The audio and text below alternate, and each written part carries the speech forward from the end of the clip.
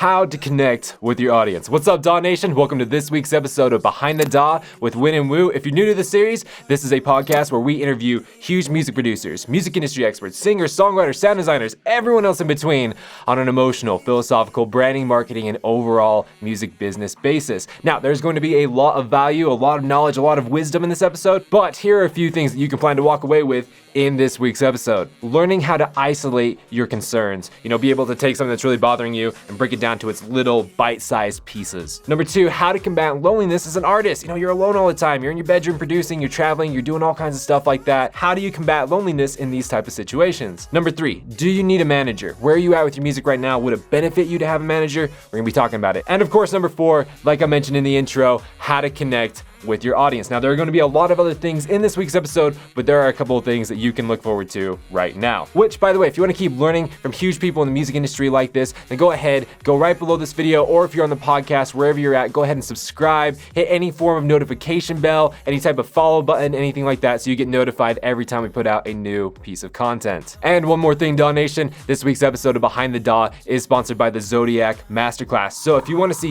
Griffin, who went on to put out an album, got over 100 million streams, if you want to watch him break down all 14 of those songs that he put on that album, literally learn how to make those songs verbatim. If you want to learn how to do that, then go ahead and head on over to dawnation.net to check out the Zodiac Masterclass over there. Also, wherever you're listening or watching this, there's a link down in the description that you can click on as well. So let's go ahead and ask our absolutely just wonderful, amazing, I'm in so much pain, editor Ben, to take us behind the DAW and introduce us to Win and Woo.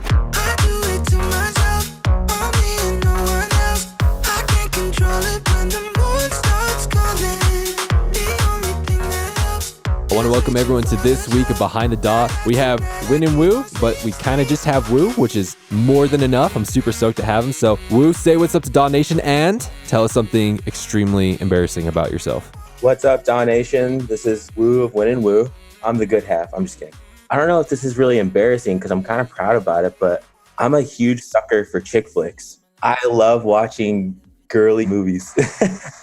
What? Okay, what's your favorite chick flick? Ooh, that's close. Either Definitely Maybe or Crazy Stupid Love. Crazy Stupid Love. Dude, tell me why. Why do you love chick flicks? This is interesting. You're like the first dude that's ever said that. Exactly. That's what I mean. I'm kind of proud about it, though. I don't know. I guess they're just good. And like, love is cool, So. Love is cool. Dude, that's awesome, man. Have you ever seen Dear John? Dear John. Yeah, that's like with Channing Tatum and the girl that always forgets her boyfriend's names or whatever. Did you like it? Did you think it was a good movie? Yeah, that one's all right. It's like terrible acting, though. That's the thing. Maybe that's why I like it, because I don't have to pay attention super hard because the acting's so bad. Dude, I was so pissed. It was one of the only chick flicks I could really get into. I'm like, dude, I really get this. I feel this, man. But then in the end, I was like, what is this crap? I hate this. I hate everything about this. But dude, that's awesome, man. That's really, really good.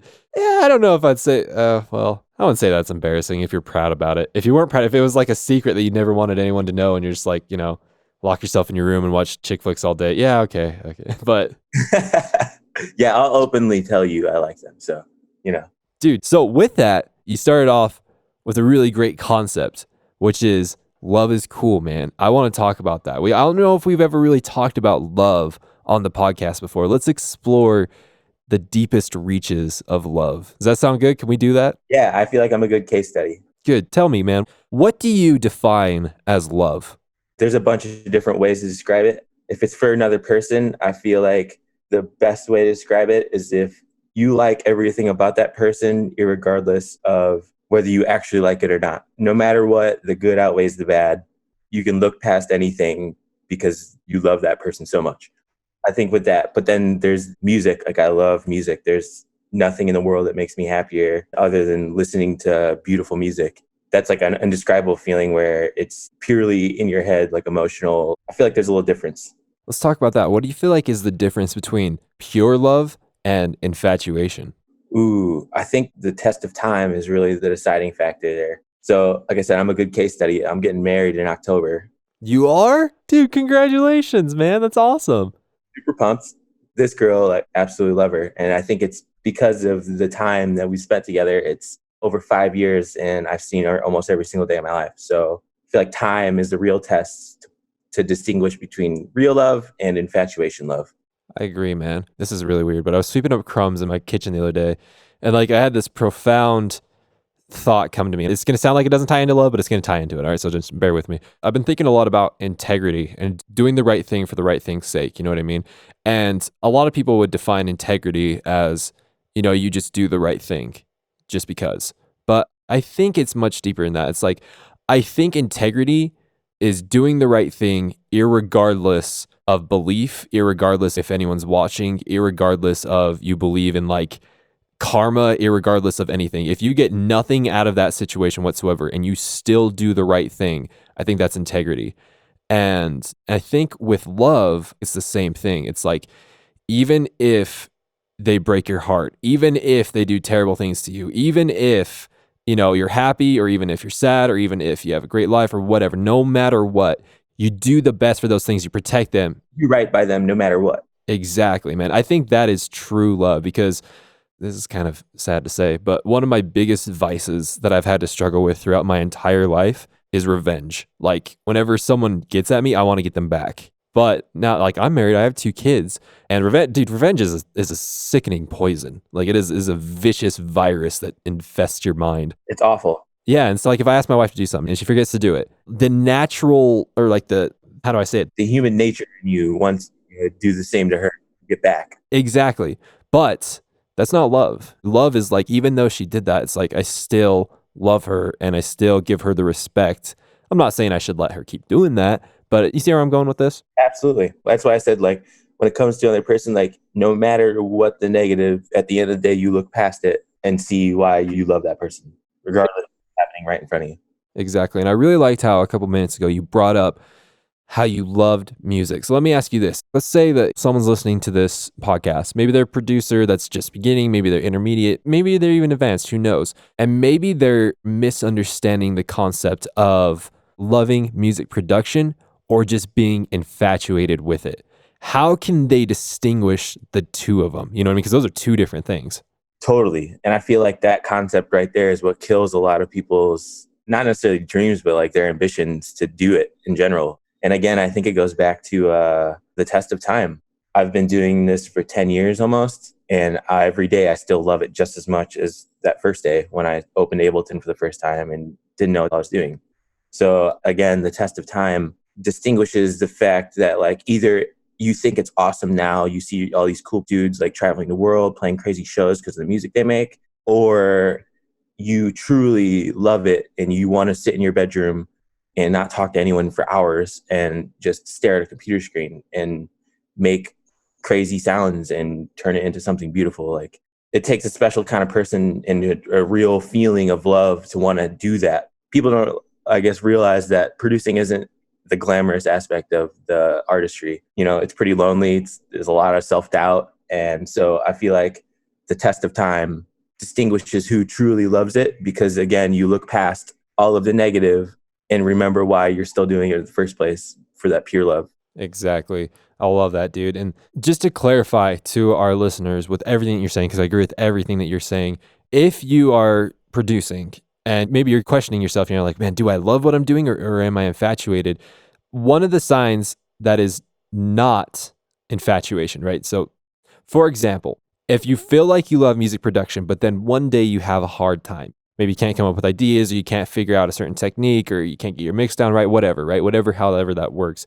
If that is happening, just because that is happening, that does not mean it's just infatuation. You can still love what you're doing and still go through those times. Just like you can still love someone, but maybe you have issues in your marriage, or maybe you have issues in things. It's just nature. It's just you have to figure those things out. So with that in mind, I would like to have an actual thing that you do when you get in that. So like, for example, let's say that you're in a production session, you know you love music production, you're having a great time, but you have an issue. Again, maybe it's melody, maybe it's mix down, maybe it's a world of different things. What is a tactic? What is a strategy that you do to help calm yourself down to figure out the situation? You know, like, do you just like step away from it? Do you breathe? Do you kind of reminisce on the old times of loving it? Like, what does Woo do? My first instinct is to just stand up, take a walk, go get some air. Because again, like I said, A lot of music production is self-doubt, and self-doubt can be really crippling. I would say most producers probably run into that issue, and that's what gets them stuck on an idea or the mix down or whatever.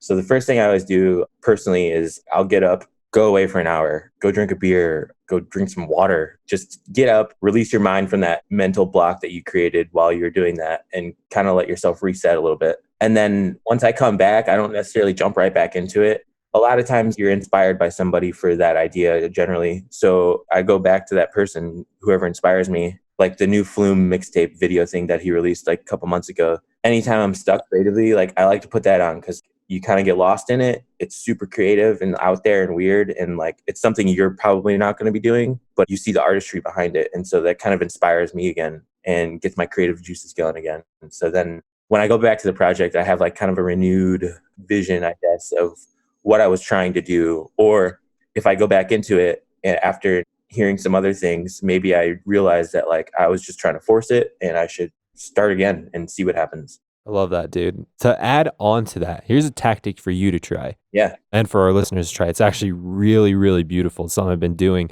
lately. I actually just did it 20 minutes before we started this interview. It's called a weakness journal. And so I noticed that whenever I have something like this going on in my life, for example, the most recent thing that's going on is, I mentioned before we got into the interview, we just released the AU5 sound design course. The School of Bass is what it's called. And it's converting well, it's doing well. But there's things that is causing me anxiety, things that's causing me fear, or that is bugging me out, things I don't understand, things that I feel weak in, so to say. And so literally what I did is I just wrote them down. It's like, what are these thoughts inside my head? Because if you let those thoughts stay inside of your head, if you let them stay unchecked, it'll seep in, it'll destroy you. You won't be able to focus. And it's the same with music production. So if someone's producing and they're like, man, I don't know how to make my vocals stand out like X person, or I don't know how to get as clean whatever as X person, right? If you don't check those thoughts, if you don't put them in line and let them speak, they will blow up in your mind and eventually destroy everything that you ever wanted to do. So it's important to get them out. And then once you have them out, you can see them and you can address them one by one by one. Because there's plenty of resources out there, right? There's tons of freaking resources out there to find out anything that you want to. Yeah, no, that's a great idea. I should start doing that. Because again, like as a producer, you're in a room generally by yourself for a long period of time. So all you have is your own thoughts, essentially. Exactly. There's an old saying when it comes to something like this. I think it was from a Marine, probably. I don't know. They have good sayings. But basically, it's something to the extent of you isolate, you understand, you innovate, and you conquer. You isolate the problem, you understand what's going on, you innovate, which means, you try different things, you apply what you learn, you create something out of that, and then you conquer, and then you eventually get over it. An amazing quote, actually. It gets you, right? That is the definition of overwhelm. It's things, there's too much on your plate that you can't handle at once. So you have to start stripping it back piece by piece and solving each individual thing. Totally. With everything that we've been talking about, has there been any topics that have wanted to come out that you feel like you wanted to expand on or talk more about? Actually, kind of going back to that last topic, I keep referencing how like production can be lonely and you can get in your head way too easily. And I feel like that's crippling to most, especially young producers who are just starting out where there's, a huge learning curve. I think another tactic to kind of relieve that is to go hang out with people or find another producer, whether he's on your level or not, and just be in the same room with them while you're doing something. And I don't know, that really helped us in the early stages. You learn off each other, which is an amazing thing. You also can tell each other whether it's good or bad, or just be able to talk it out and, again, not get in your head. I feel like that's a really important tactic, especially at the younger stages when you're really starting out, because I would say I've watched countless hours of YouTube videos trying to learn and all that, trying to isolate the problem and innovate and figure out what I'm doing wrong, where I could be doing better. But the most productive, I guess, learning aspects I've ever had was in another room with another producer. Those things I learned from that situation as opposed to being alone were far greater than anything I've done on my own. And I feel like that's really important to remember and try to do. In the upper echelons of like the Forbes 500 companies, the people that are up in those super powerful companies, there's a lot of similarities between all of them. I'm not focusing on the financial part. I want to focus on their habits because they actually do have really, really amazing habits. And one of them that they have is to have a personal counsel of friends that they have around at any given time because they understand. So there's a lot of beautiful things that go on inside of our minds, a lot of beautiful ideas, a lot of beautiful sayings, a lot of beautiful tactics, a lot of beautiful stuff like that. But we have to have people to double check those sometimes. I'm not going to say every time, you don't need to double check every idea or everything you ever want to do with somebody. They don't even have to know that they're a part of your like personal friend council, so to say. You know what I mean? But it's you create a team around you, and it's not a team that you pay. It's just someone, or it's just people that you trust. Yeah, no, that makes perfect sense. When we get to the music business part, I feel like that is one of the most important things is just to cultivate people you trust. Like you said, whether they know it or not, that they're a part of your team, that in your mind, that person's a part of your team and that their opinion matters to you. So you can go to them with those questions and those ideas and truly take what they say with some salt behind it. Exactly. And it's important to kind of get a friend in each kind of category. For example, I am this friend for people. They call me when they need logic behind. It's like, Wyatt, I'm scared of XYZ, or Wyatt, I don't know about this, or that. I'm like, okay. Let's talk about it. Let's break this down logically. And I can kind of point the facts out that they were blinded to. And they're like, oh man, this is really good. Now, I'm not much of an emotional friend. I mean, I'm an emotional guy, but like people come looking for emotional support. I'm like, I'll give you emotional support, but understand this is a 2-for-1 deal. You're going to get a hefty amount of logic behind that. So if you just want emotional support, you might need to go to Fred down the street. I'm the same person as you. I'm a logical thinker. Like I'm an emotional person, but I'm not the guy to go talk to about that stuff. Nick, on the hand, he's the opposite. You have something you need to talk about, Nick is the guy to go to, and he'll give you good advice. Exactly, dude. And so it's good to have those people, right? It's good to have those type of people that are going to help you in that avenue, right? You can also have a business friend, someone that's just business savvy wise. So you can be like, hey, I have this idea. Do you think this is going to be okay? Absolutely not. You need to do this. Cool. Great. Thank you. Maybe you have a friend that's really good at relationships. So you always go to him for those type of things. Like whatever the key pillars are inside of your life, you can have someone like that part of your counsel. Absolutely. That's so important. Is there any other topics or anything you want to talk about concerning, like what we talked about? Is your heart yearning to talk about anything else of this nature? I feel like we really crushed that whole thing. We can keep going down the emotional philosophical route, or we can move into the music business route. What is your soul yearning for right now? I love to talk about music business. I went to school for business. That's where I thrive.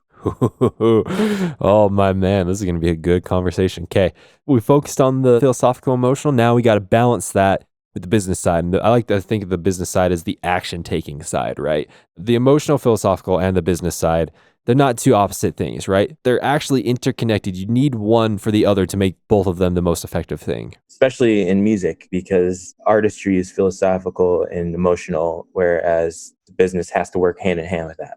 It kind of bugs me that people think sometimes in order to have one, you have to compromise the other. I don't think that's true at all. In fact, I think that in order to meet the goals and to become the person that you want to be in the music industry, you have to learn to master both so that you can get that synergy between the two and exponentially grow. Can we agree with that? Absolutely. I always tell people that there's two sides to an artist's career, and half of it's business and half of it's the actual artistry aspect of it. I've met so many amazing artists, but they don't have no business savvy to them and they struggle in that aspect. And I have the opposite, where they're just amazing business people and marketers and whatnot, but they don't have any of that passion behind their artistry. And it's really important to have both, but it's hard. It is really hard. One of the biggest arguments that people bring up when we talk about this kind of stuff is that they like to say, well, I'm just not that kind of person. And I don't think that's true.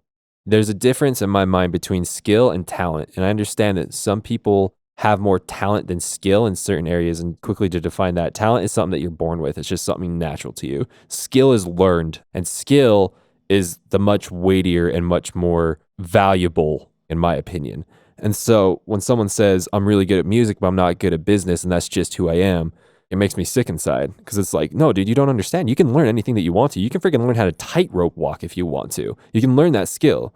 So with that being said, with the music business side, or just business side in general, we talked about it a little bit, social media marketing is my forte. Before we get into anything, what questions do you have for me about it? I feel like this is a good question for me to hear from you, as well as just the listeners. How do you take social media, which is such a huge part of our lives, and create a more direct connection with people when there's so many connections being formed?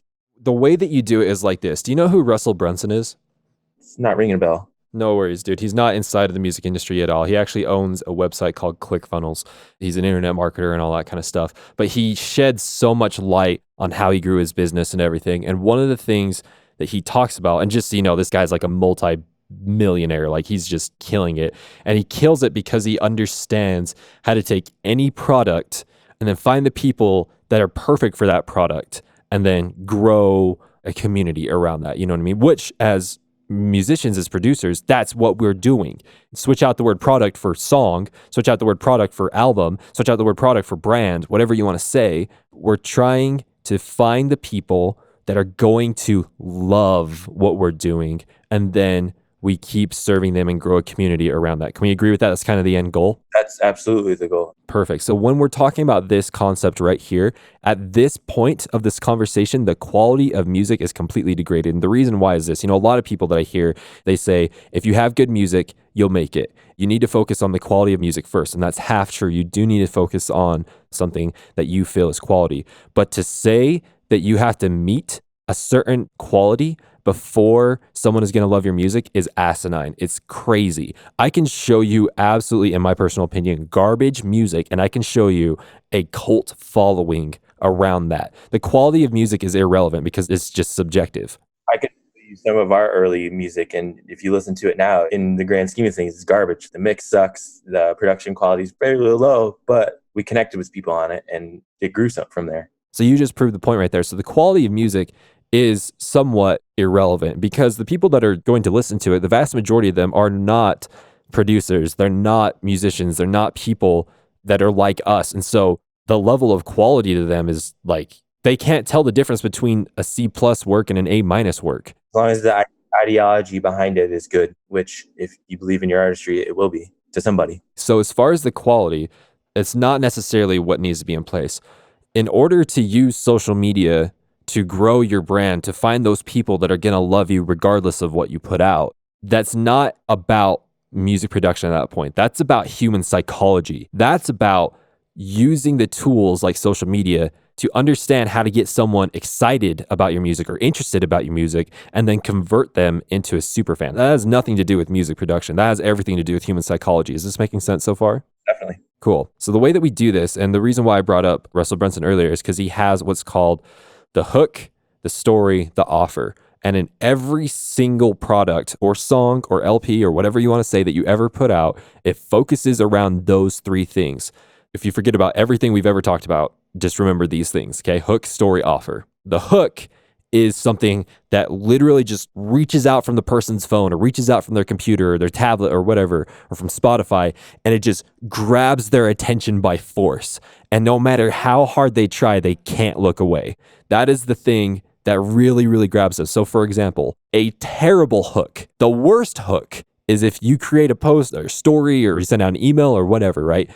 The worst thing that you can do is to say, hey, we put out a new song. That is the worst hook. What if you and I didn't know each other and I was like, hey, Austin, I just created a new sweater. Would you care? No. Exactly. Why would you? So what baffles me, well, it doesn't really baffle me, but just like makes me chuckle every time and also kind of like feel really depressed, is whenever I see someone boost a post on Facebook, which you should never do, and we'll get into that. But whenever someone posts something on Facebook about their new song, it's like, our new single is out now, or our new song, our new LP, or a collaboration with so-and-so is out now. And it's just like, even if they are fans, why the freak do they care? And that ties back to human psychology. Why would they care? We need to create something for them and a hook for them where it's just like, I need to stop everything I'm doing and I need to focus on this. And I'm not saying you need to be clickbaity. You know, it's not like this 4-minute song will absolutely blow your mind about this subject and minute number 3 will really, really blow your mind. It's not like that kind of stuff, but it's still the same concept of ripping their attention, just grasping it and not letting them get away. And we can get into specific examples, but I kind of want to gloss over the hook, the story, the offer. So let's say we do have their attention. Let's say we hooked them. We got them good. Then we go to the story. The story is the emotional part of it. You are not in the business of selling music. You are not in the business of DJing. You are not in that business. The business that you are in is selling emotional experiences. And this is where the story stands out. What is the story? What is the story of the song or the product or the brand or the LP or the tour or whatever? What is the story? I'll tell you a terrible story. Once you have someone's attention, if you say, we're going on tour in November until January, and it's going to be super dope, and we're going to be featuring X person and X person, and we can't wait to see you guys. It's a terrible story.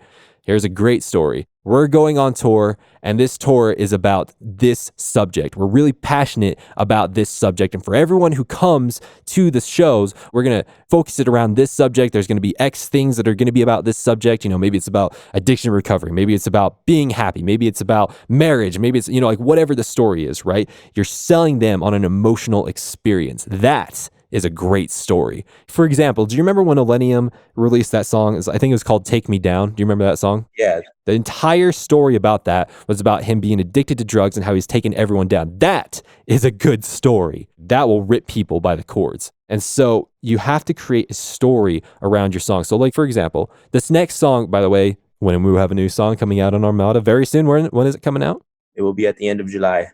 In the end of July. Okay. So what is the story? Let's practice this right now. What is the story behind this song?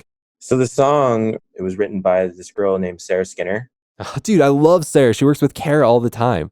Yeah, she's amazing. She's such a good vocalist and really talented producer. It was basically that there's this person, guy, girl, whatever you want to say, and they're here in front of you, and it's almost like an unreachable thing because it's just not what it should be. And so it's just like a never-ending chase, essentially, for that person to reach that other person, and it just never happens and never connects. Dude, okay, yes, perfect. I'm so glad you answered that, because if you would have answered, I don't know, it's just a club song, then I'd be like, hey, we got some work we need to do.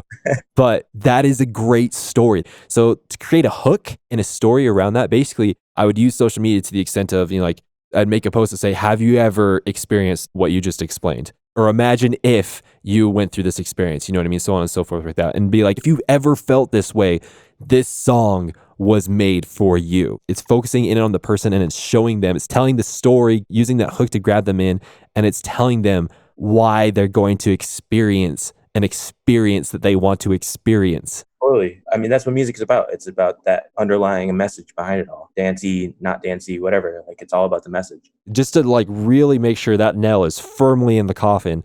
Do you know who Crywolf is? Of course. When he released Cataclysm, was that the one back in 2015, I believe? It's not the one he just released, it's the one a while ago. But when he did that, I remember every single song that he released, he would tell the story behind it.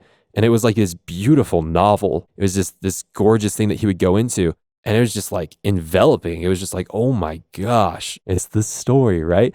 And then to wrap this all up, you got your hook, you got your story, you got your offer.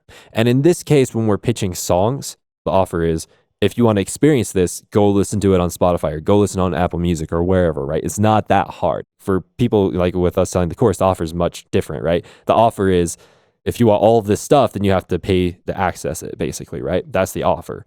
But for you guys, it's much easier because it's technically kind of free for them. You know what I mean? It's like, you already have the service that you're paying for, just go listen to our stuff on that service. Now we use social media with those in mind, the hook, the story, the offer. And you're going to do that with posts. You're going to do that with stories. You're going to do that with live streams. You're going to do that with ads and all those things. Those are the things that are always going to be there. Now you may have to try it. Maybe your story's solid. Maybe your hook's not solid, but you see what I'm saying? Yeah. Did that answer, at least in part, your question about how we utilize social media on a broad scale? I think you really crushed it with that. And I feel like that's a really important thing to learn. We're still learning that currently. We've always been learning that. I don't think it's something you ever truly just get, like, I have this 100% down no matter what, because it's always changing. You got to figure out how to connect with those people. And I think you did a really good job of outlining the basics of how to attempt that. Perfect. Thank you. So with that being said, then, what other concerns, what other pain points do you have about social media that I can help you with? What's the gauge of good content, I guess? Because, you know, some people take selfies and it gets great engagement and that kind of thing. Or some people take $1,000 photo shoots on the reg. How do you gauge what is good content for social media? Such a fantastic question. And it's going to tie back to what we were talking about before. The reason why anyone is going to care about your brand, the reason why anyone is going to stay around and care about your brand is because of Maslow's hierarchy of needs. Do you know about Maslow's hierarchy of needs? I definitely learned about it a bit in college, but it's not fresh in my mind. Once I start talking about it, you're going to go, oh yeah, that thing.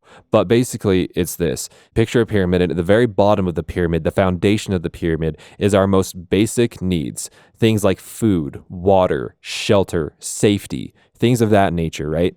And then when you get up to the next tier, that's where you get the more, I'd say, slightly complicated things. Love, fulfillment, career fulfillment, things of that nature, right? Once we have all these things met within, some fashion, that's when you get to the top. But basically at the top, I forget what it is called. It's like self something or another. Anyways, that's like when all of your financial needs are met, you're fed, you have love and all that kind of stuff. And you can really dig deep down and like, who am I? What do I want to do? Yeah, it's like self-fulfillment or something like that. Yes, self-actualization, I think is the term.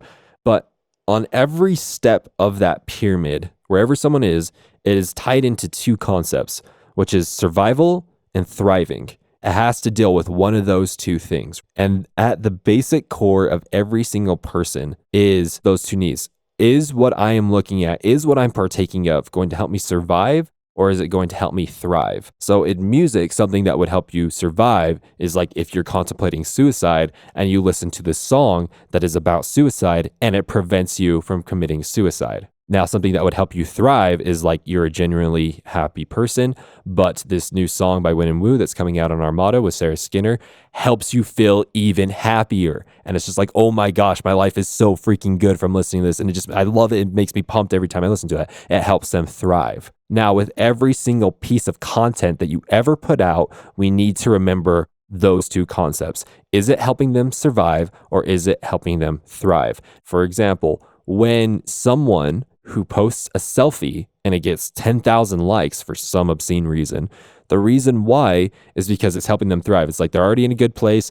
They already like the person that they're following, and just getting a behind the scenes look into that picture of what they're doing helps them enjoy it even more for some reason. But the vast majority of the time, you need a little bit more hefty content than a selfie. Let's think of an example right now of something that you could post right now that is going to help your community, your tribe, either survive or thrive. I mean, do you have any ideas that come up as far as content that would be like that? Yeah, I mean, it's something that's actually recently learned by us is that people care about just us on a personal level. So we like to share more behind the scene, like not show photo type stuff, and people connect with that a lot more. Also, another thing that you could do is like, let's say with this new song that you're releasing in July on Armada, what if someone actually saw that song as a survival thing? They listened to it and it just like changed their lives. It made them happier, made them get out of the darkness, so to say. Let's say that person DM'd you and told you that. That, with the person's permission, of course, is a beautiful thing to post about. Take a direct quote from them, again, as long as they're cool with it, and put it on there and be like, this song created this experience for this person, so on and so forth, right? Like that is a beautiful thing to do. If you can leverage that for other people to see, you got it in the bag, dude, because it's showing people, hey, this person is having this emotional experience with our stuff, which means you are more likely to have an emotional experience with our stuff. Now, as far as like the details of what kind of content, like should we post about us on stage? Should we post about us signing stuff? Should we post, all that kind of stuff?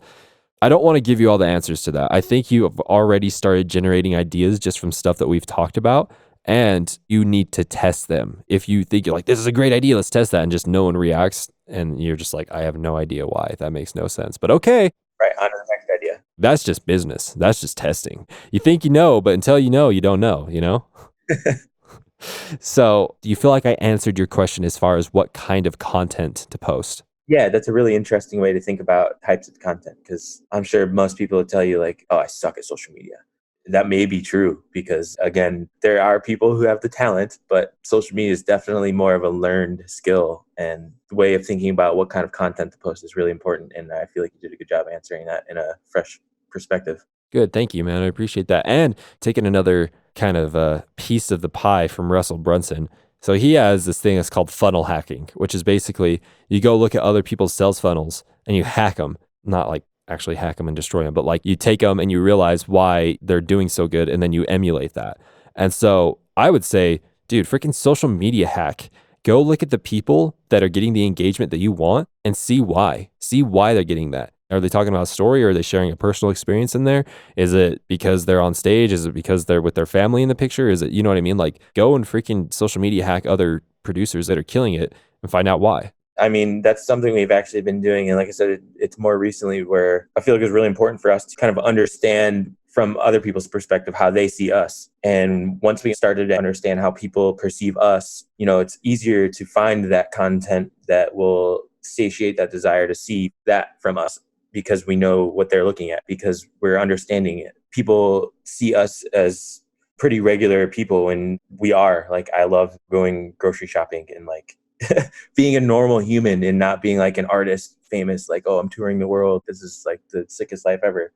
And the more we understand that, the more our content emulates that and just shows us in our day-to-day lives, which just happens to be doing cool things all the time. And we're fortunate to do that. So we like to showcase that instead of, here we are in front of 1,000 people, just like that other person that you saw on Instagram doing the exact same thing. And that's something newer for us that we're starting to understand now. And I think it's been a really good thing. And now that you've talked about like how to think about some of the content, I think that'll really assist in even cultivating that further. So that's really cool. Perfect. Thank you, man. One of the arguments that usually comes up when we get this far into talking about all this kind of stuff, most people will say, but why is it like this? I just want to make music and be famous for it. And how do I say this without sounding like a judgmental dad telling their kids to put on their cowboy boots? Well, you're a dad, so just do it. Okay, here we go. Guys, for anyone that's listening, and I say this with the most amount of love and respect possible, but I'm going to be very, very blunt, okay? This is how things are. If you want money, then you have to do things that will make you money. If you want to make music just for the sake of making music and you don't care about any of the money that comes in, you don't care if you make a living off of it, then you don't have to do any of these things. But if you want to make a living off of this, then you have to do things. You have to figure out a way to make money to do this. There's no way around that. You can say all day, well, it shouldn't be like that. Well, that's true. It shouldn't be like that. And we shouldn't have cancer, and we shouldn't have murderers, and we shouldn't have rapists. But guess what? That's the world. That's the way things are right now. You don't have control over that. You don't have control over reality. This is the way things are. If you want to make it in the music industry, you have to do things that will support you financially. Okay? So, guys, I know that you don't want to do this, but I promise if you want to make it in the music industry, you need to figure out some of these things. To just bank on the idea that you're going to be a Justin Bieber or that you're going to be some artist that just miraculously gets discovered by chance because of some algorithm switch, you're using hopeful marketing at that point. And I don't like hopeful marketing. No, and piggybacking off that, I think it's really important to know that you have to learn it yourself, or at least understand it. People are always asking me, young artists especially, I need a manager. Like, how do I find a manager? And I always tell them, you definitely don't need a manager until you know how to manage your own career 100% through and through before you start looking at that. Because if you don't understand it on both sides, the business, the artistry side, everything, because you have to put in the work to get there. And then people have to be able to build off of what you've created. It's not a delegation aspect at that point. Like you said, if you want to make it financially, you got to learn and do all of that stuff on your own. Could you imagine if someone came up to you and was like, I really need someone to get me a drink of water. I don't know how to get it myself. I can't do that. I need someone to go get me something. It's almost like a necessary thing to slap that person at that point.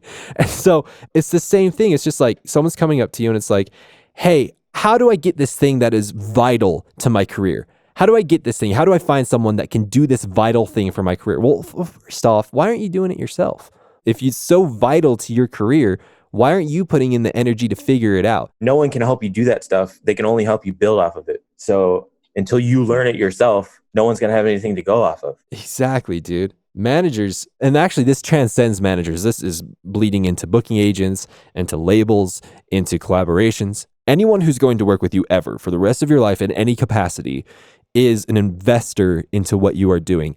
And if you want to impress that investor, if you want to, like make a surefire way or a high probability way that they are going to work with you, then you need to prove to them that you are worth working with. That's the most true thing that I've heard. It applies even more so in the music industry, I feel like, than most industries. Is you're the product, you're the brand, you're everything. So they need to know why they want to invest in you. So for example, if I came to you and I was like, hey, Austin, I know social media. Trust me. Let me manage your stuff. You as a business owner, you as an investor, why would you just be like, yeah, all right, sure. Yeah, let's do this. I have no idea who you are. I've spent years building this thing. And yes, I'm just going to trust a complete stranger that has no credentials in front of me with this beautiful thing that I've built. You know what I mean? Like, why on earth would you do that?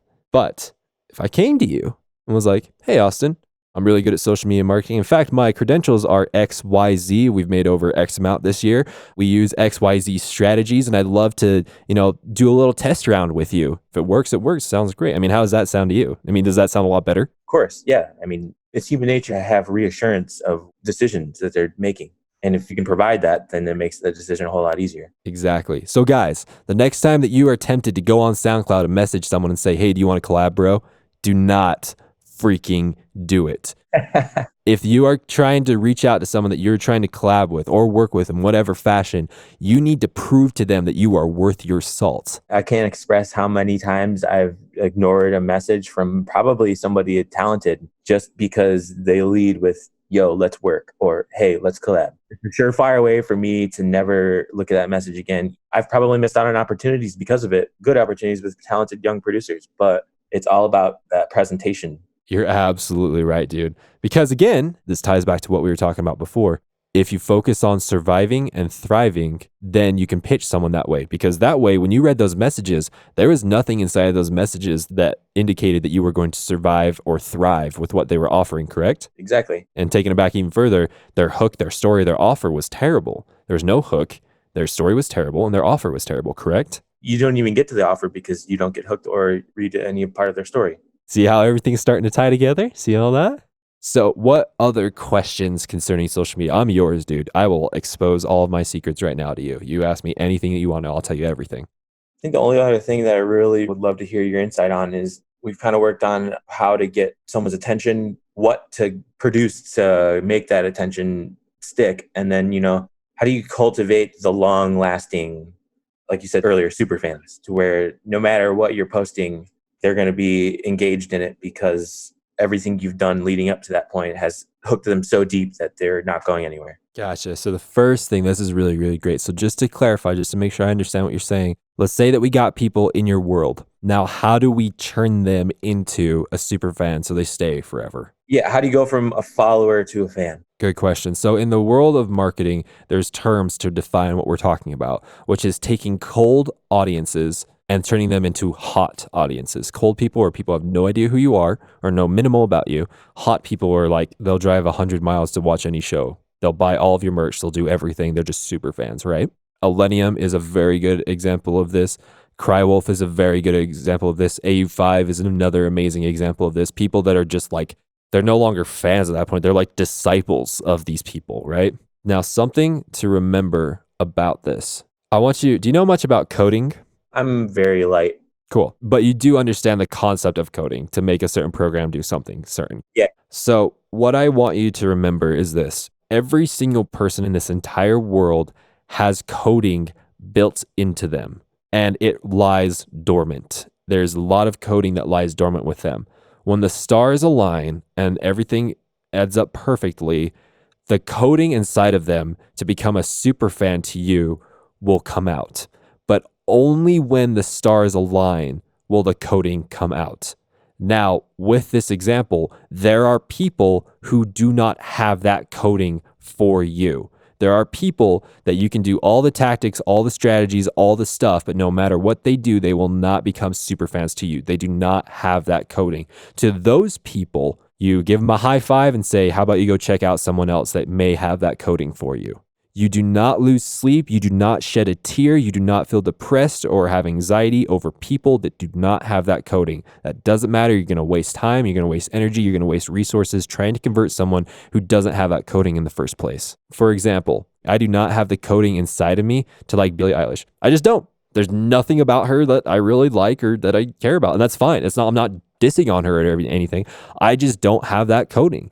And I'm okay with it. She could give $1 million to my family and I still won't be a super fan of her music. So now what we need to do is after we find potential people who have that coding inside of them, how do we get them to activate that coding? So now the way that we do this is by This is going to sound silly and simple, but it's just incorporating what we talked about before, but consistently doing it. For example, if they have that potential to become a superfan and you keep giving them experiences to survive and thrive over and over again, they will convert to a superfan. Like, for example, right? There's, someone that you're interested in, and they provide an emotional experience for you that helps you survive or thrive. Maybe they make you feel really amazing. Maybe they help you think deeply about the universe, and it helps you survive and thrive even more. But let's say they not only do that on one date, they do it on 2 dates, 3 dates, 4 dates, 5 dates, a year, 2 years, 5 years, 10 years. At that point, you are a super fan of them. I would argue to say that you are a super fan of your fiance. Can we say that? Yeah, absolutely. If someone keeps giving you those emotional experiences over and over and over again, you won't be able to resist them. Every single time you provide someone an experience like that, where they survive or thrive, a bit of the code gets activated. Now, there's ways to destroy the code, which is to not provide that experience for them or to provide a negative experience for them. Like in the example of your wife, if you kept giving negative experiences to her or her to you, eventually it wouldn't work out. So this is how you cultivate them. Now, as far as actual practical examples of how to generate superfans, let me ask you this. When you go and do a show, what are you doing to help get people to have an emotional experience that will help them either survive or thrive? I think, again, for us, we like to show people that we're just normal people like them. And so we try and directly connect with anyone who's willing to meet with us. At the end of every show, we say, we're going to be out on the left side of the stage. Come say hi to us. We do meet and greets. We always invite people to be on our personal guest list, and they can be in the booth area with us and hang out with us. Just because, again, like, we want to cultivate the fact that, like, there is no barrier between them and us, because we're just like them. We just happen to make music and they happen to listen to it. So for us, it's just like creating those personal connections and basically making friends as an adult. That's a hard thing to navigate. Absolutely, dude. You're freaking hitting the nail on the head. And I'm going to tell you a way to take it even further. So in those examples where you are meeting with the people afterwards, right? And you're going to have the temptation, if there's a lot of people, to hurry up and be like, hi, how are you? Give me a hug. Let's take a picture, move on. Hi, how are you? Give me a hug, take a picture, move on.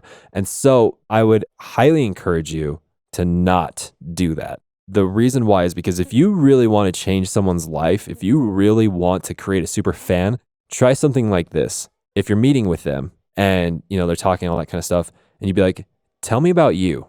What are you going through in your life right now? How can we make our music the best way possible to fulfill your needs? Or here's another thing. If they're telling you your music changed my life in X way, or your music gave me this experience, if you take the time to talk to these people, I mean, like, intimately talk to these people, dude, oh my gosh. Yeah, I think that's something we've actually been doing pretty good at. Maybe too much, to where the point where, like, I've had people message us like, oh, I couldn't talk to you, you were busy or whatever, which in retrospect, now having talked to you with this, I think that's an okay thing to have, because the connection you made with the person you were talking to is deeper.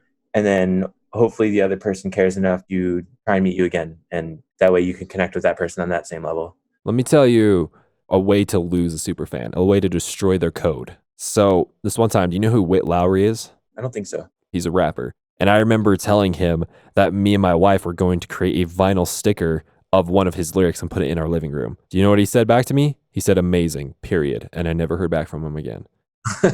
That is terrible. A beautiful thing that he could have done is like, this is absolutely amazing, Wyatt. Why don't you tell me why? Why do these lyrics mean so much to you? I want to know why. That would have been an A+ move in my book. Now, I'm not saying you need to talk to these people all the time. I know that you're busy. I'm not saying all that kind of stuff. But again, if you want to make music the financially stable thing that you want it to be, you have to put in the time. You have to do the tactics that will get people to pay stuff. And I feel like a lot of people skip that. They go from bedroom nobody to wannabe superstar and miss all the steps in between. It's so sad. Now, if you're listening to this podcast and you really are just like, I do not want to do any of those stuff. In fact, I refuse to do any of the stuff that we're talking about right now. That's fine. You do not have to. But if you're going to sit there and you're going to complain and moan and say it shouldn't be this way, I wish I could just do X, Y, Z. Sorry, man. Creating a lot of barriers for yourself. Not saying that it doesn't work, because there are things that, things happen, but it's going to be a lot harder. Exactly. At the end of the day, you're trying to get other human beings to give you money. That's what you're trying to do in some fashion or another, whether it's through shows, whether it's through Spotify royalties or whatever, right? And if you don't know the tactics to how to get people to give you money, you are ski rude, left and right and every other direction that is known to man. Absolutely. I couldn't agree more. Cool, man. Do you have any final questions for me concerning any social media or anything like that? I feel like we really crushed the whole start to finish of how to truly matter on social media. Okay, perfect. So, Austin, this was fantastic interview. I appreciate you opening up, and I appreciate you going to those deep, dark caverns that may be uncomfortable, maybe they're not uncomfortable, and the knowledge that we brought with the business side in order to execute the emotional side, I think is invaluable. I mean, do you agree? Did you have a good time? What was your thoughts on this interview? Yeah, man, this was great to talk to you. Incredibly insightful to hear from someone you can trust their opinion because they've presented you their credentials. And, you really did that. And it is good to hear. Very eye-opening. I'm happy to hear that, dude. Thank you so much. Is there any other final words you'd like to say to DAW Nation before we head out? Guys, if you're music producing, if you're working in the financial world, if you're just living your life, just do it with conviction and bring that passion and show that passion, because people connect with it and you will be successful. Perfect, dude. Thank you so much, man. What's up, DAW Nation? Hopefully you enjoyed this week's episode of Behind the DAW with Win and Woo. Hopefully you got a lot of wisdom out of that, which, by the way, if you did, go ahead and comment below. Unless you're listening on podcast, and if you're on the podcast, go ahead and take a screenshot and tag me on an Instagram story, and go ahead and tag Win and Woo as well. Also, really quickly, I do just want to remind you that this week's episode is sponsored by the Zodiac Masterclass. Like I mentioned in the intro, if you want to learn how to make 14 songs that went on to get over 100 million streams, if you want to learn them from the producer that made those songs, then go ahead and head on over to dawnation.net. You can also click the link in the description below, or if you're on podcast, you can find it in the description of this episode. And finally, DAW Nation, I just want to quickly remind you to go ahead and hit that subscribe button or that follow button, whatever is appropriate on the platform that you're listening on. Also, if there's some form of notification bell, I would love for you to hit that as well, so you get notified whenever we put out new pieces of content. But DAW Nation, with that being said, I hope you loved this episode, and I'd love to hear from you, and I will see you in next week's episode.